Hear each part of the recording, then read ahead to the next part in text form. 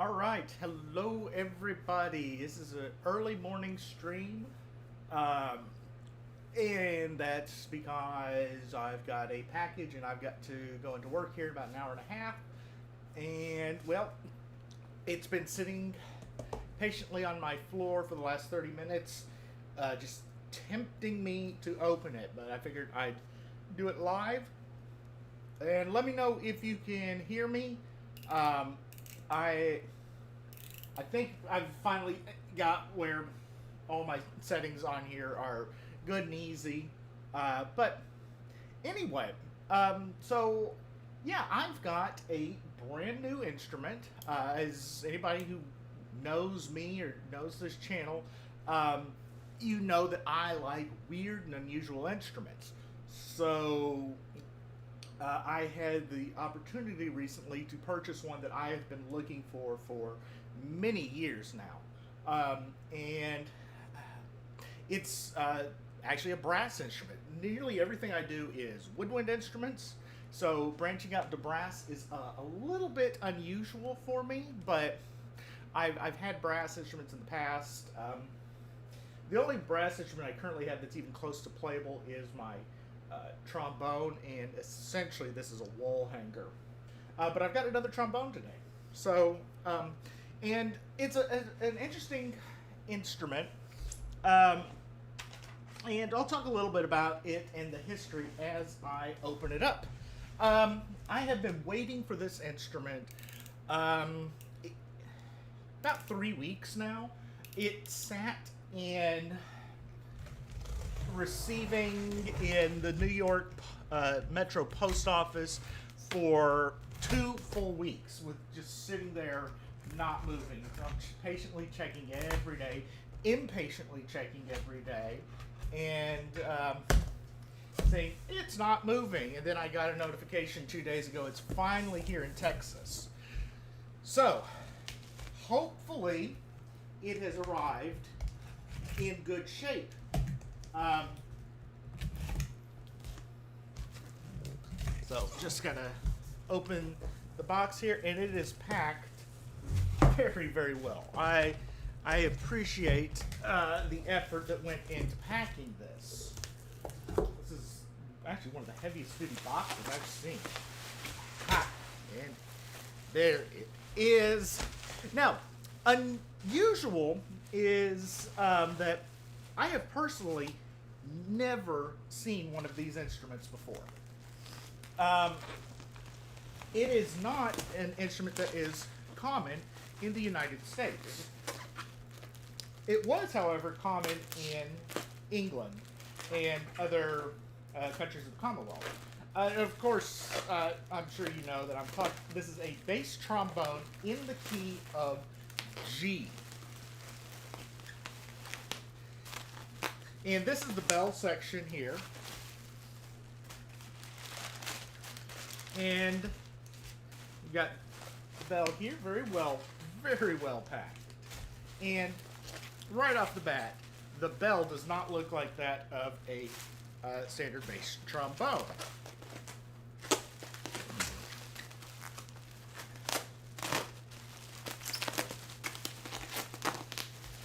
So, for the first time in several years, I ended up having a little bit of disposable income, and this instrument just happened to pop up on eBay. I put in an offer for it, and they graciously accepted the offer, and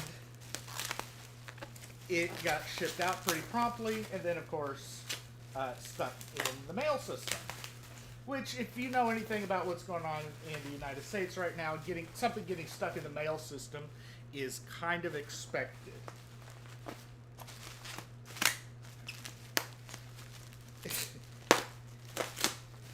So, I'm hoping that the sound of the bubble wrap is not too annoying. And got the bell section fully unwrapped, and my God, this is absolutely gorgeous. The slide works beautifully.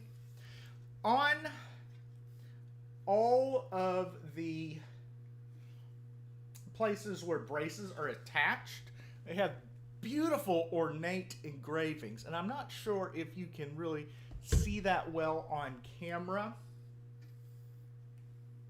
And all across the bow brace here. But let's just compare this to a tenor trombone bell of around the same vintage. So you'll see there's not a lot of difference in size. The bass trombone bell is a little bit longer. Bell size, the bass trombone is half an inch wider, maybe. And we got some great engraving here on the bell. Artist perfected, low pitch, Boozy and Hawks Limited, makers 295 Regent Street, London, and then serial number, which I won't give out. So that's the bell. And of course, if you know bass trombones, it's like, where are the valves? And this bass trombone does not have valves. So why doesn't it have valves? Because of this, the slide. And let's see how quickly I can get this unwrapped. Now, unfortunately, the slide is missing one crucial part, but I think that I will be able to have that made or make it myself. And I don't think it will be too terribly difficult.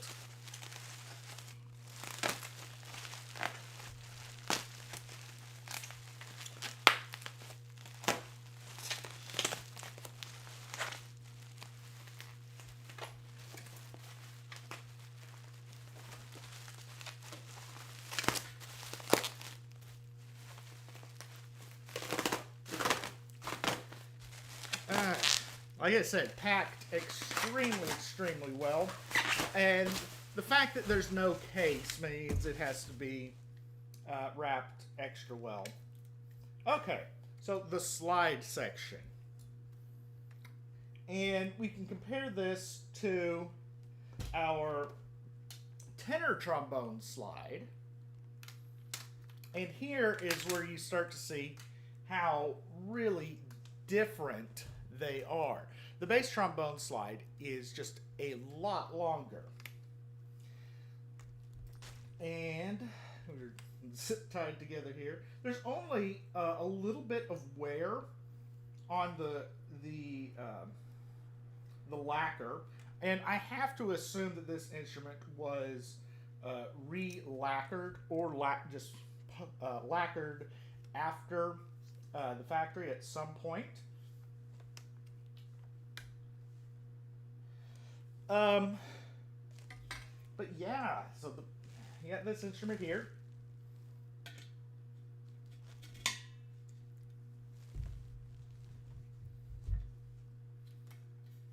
The whole G bass trombone. And it's very front heavy. I would not have, well, I guess I could have expected that. I could almost reach out to a full 7th position without the slide handle. So that's the thing that is missing, is the slide handle. There should be, right here on the slide brace, a handle. So you can just go whoop all the way out. Now I can just barely reach the sleeves. So if I were just a hair taller, and I'm like 6'2", I could play all the way up to 7th position. Not quite. I know some guys who might.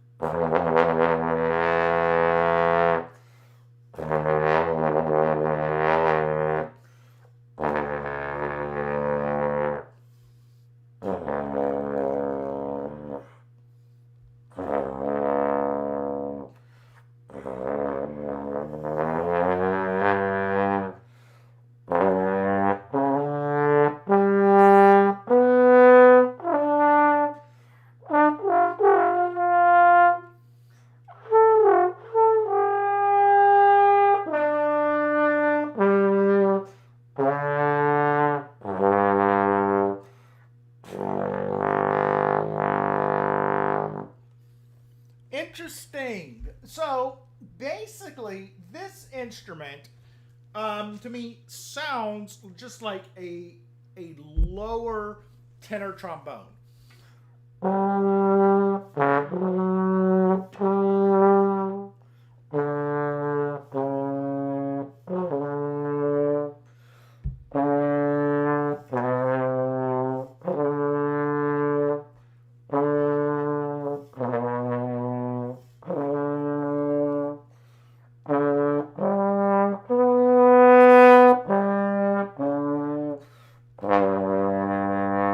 Surprisingly, though, it's not terribly difficult for me to get the lower notes. Um, I actually struggle with those lower notes on my tenor. So to give you an idea, let's see if I can do about the same thing on the B flat tenor. So these two instruments are a minor third apart.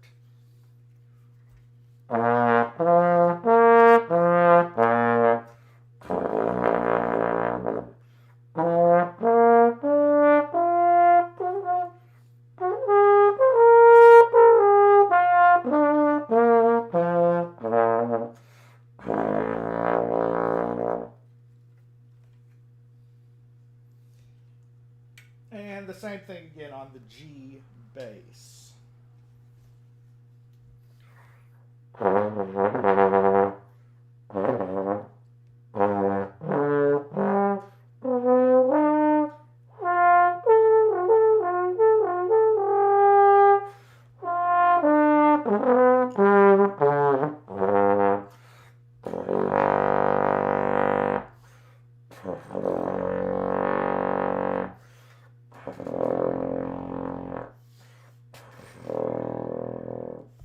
So, yeah. So I now have my G bass trombone here. I'll need to get the handle made. That does not appear like it's going to be too big of an issue. I've got a great brass repair tech who can build one.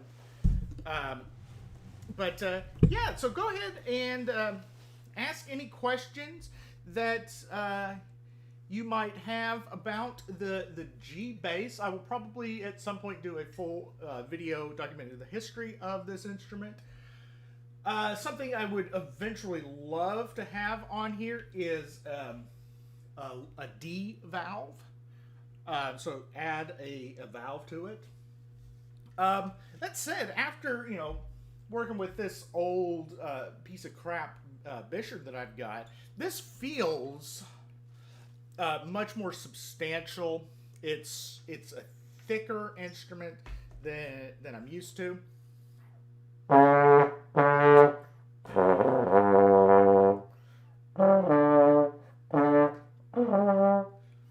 Of course, I do have to get an actual bass trombone mouthpiece.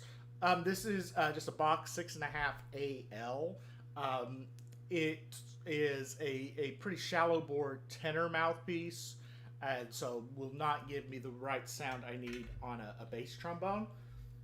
But yeah, so this is what I call in my book, Band Orchestration Volume 3, a true bass trombone. In that it does not have any valves. It is just a longer, larger version of the tenor trombone. You don't see these much anymore. They stopped making them in the 1970s. It was the last true bass trombone made.